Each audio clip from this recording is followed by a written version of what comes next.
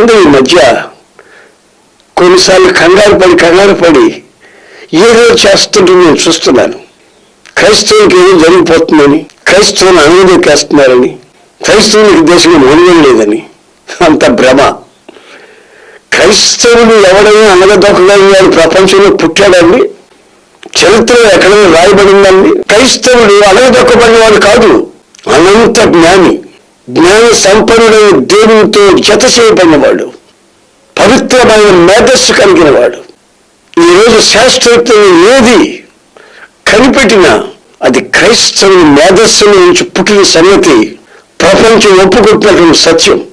అది ట్రైనే కావచ్చు, కారే కావచ్చు, ఎలక్ట్రిసిటీ కావచ్చు, నీ జేబులో ఉన్న పెన్ కావచ్చు, రాసే పేపరే కావచ్చు. ఇదంతా ఎవరు కనిపెట్టాడు? క్రైస్తవుడండి.